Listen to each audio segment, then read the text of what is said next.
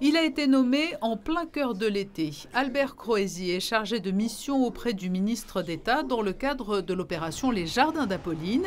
Il est à l'écoute des résidents et fait l'interface avec le gouvernement. Nous l'avons rencontré et fait le point avec lui sur ce dossier.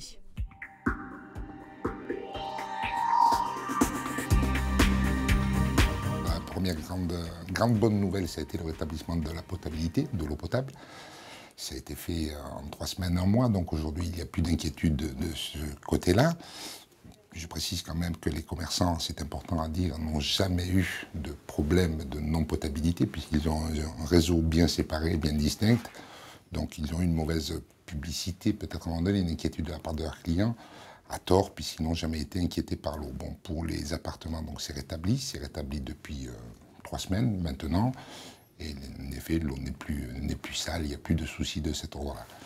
Ma première préoccupation a été de reloger très rapidement 5 foyers qui étaient en urgence d'ASA, puisque leurs appartements avaient été très affectés. Beaucoup d'humidité, beaucoup de moisissures dans les murs, et il était très compliqué de continuer à vivre à l'intérieur, d'autant qu'ils avaient des enfants en bas âge.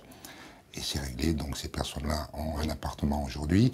Enfin, aujourd'hui, ils ont choisi l'appartement qu'ils vont intégrer. Ils vont l'intégrer d'ici 15 jours, 3 semaines grand maximum.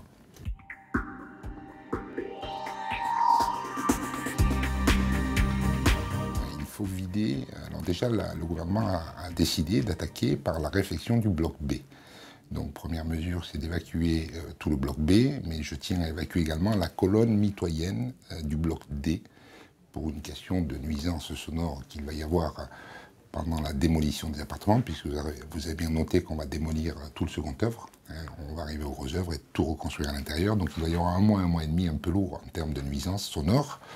Donc je veux déloger la première colonne qui est mitoyenne au bloc B. Je considérerais que le B est vide qu'après que cette première colonne ait été évacuée.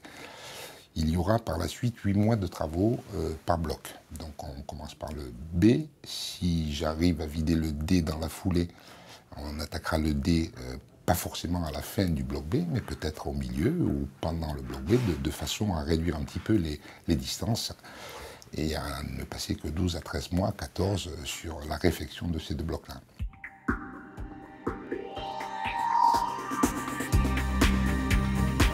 Quantité d'appartements, j'ai le nombre. Ce que je n'ai pas, c'est la typologie correspondante. Voilà, ça c'est un petit peu ma complication. La deuxième complication, mais celle-là c'est parce que je la choisis, c'est d'essayer quand même de donner le maximum le choix aux gens. Voilà, je ne vais pas me poser en disant vous allez là, vous allez là. J'essaie de faire voir 2-3 appartements à chacun, 4 s'il le faut, 5 s'il le faut, tant qu'ils ne trouvent pas un endroit où ils vont se sentir bien pendant 8 mois, 1 an. Bon, entre le déménagement et la durée des travaux, j'estime à peu près à 1 année la période de déménagement. Il est vrai qu'on n'aura pas beaucoup de choix pour les derniers, donc j'essaie de prendre les familles, de considérer leurs besoins, leur composition familiale, quand il y a des enfants en bas âge, quel est le sexe des enfants, pour essayer de faire à chacun le meilleur choix possible. Et j'ai quelques familles qui m'ont avoué pouvoir se satisfaire d'un 3 pièces au lieu d'un 4, puisque les enfants ont à peu près le même âge, le même sexe, donc provisoirement ils seraient assez d'accord pour descendre de catégorie. Et jusqu'à présent, ça se passe très bien. Alors, ce sont des complications, oui, mais c'est pas très compliqué parce que les gens sont quand même très positifs et ça se passe dans la bonne ambiance.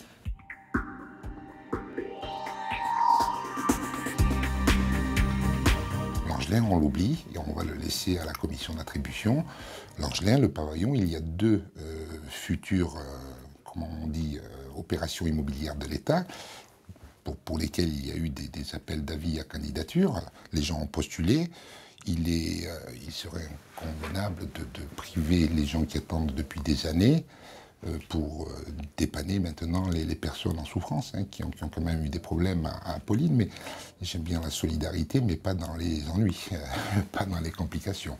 Je pense qu'il est capital de laisser l'Angelin et le Pavillon aux gens qui attendent depuis des années et des années. D'autant que ce sont des déménagements provisoires. C'est 8-10 mois, 1 an maximum. Les gens ont souffert pendant 2 ans, 2 ans et demi avec des problèmes. Aujourd'hui, il ne s'agit plus que d'une dernière ligne droite. Et ils retourneront chez eux après dans un appartement tout neuf. Donc, je crois qu'ils sont tous disposés à faire un effort encore 1 année, sans pour autant priver les compatriotes des futures attributions.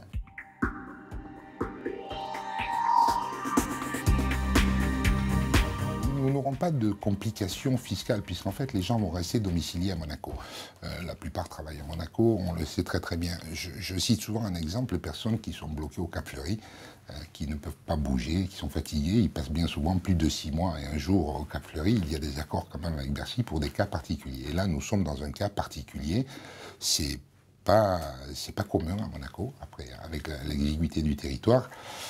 On ne peut pas imaginer recaser 240 familles très simplement dans notre petit pays. Donc il n'y aura pas de complications fiscales, d'autant que les gens vont garder leur adresse en principauté. Non, je ne suis pas inquiet, les gens ne sont pas inquiets pour ça. Ils n'ont pas envie d'entamer des démarches avec l'administration française. Voilà. Je ne sens pas une réelle volonté d'aller faire des démarches pour se déclarer taxes foncières, impôts locaux, les abonnements à l'EDF, non. Mais ceux qui vont en France aujourd'hui sont généralement des personnes qui ont déjà une résidence secondaire et qui vont l'intégrer pour quelques mois. Là encore, il n'y a pas d'obligation à partir. Et puis si on peut trouver en principauté, on restera tous en principauté. Il n'y a pas lieu d'être inquiet sur ce sujet de la fiscalité, non.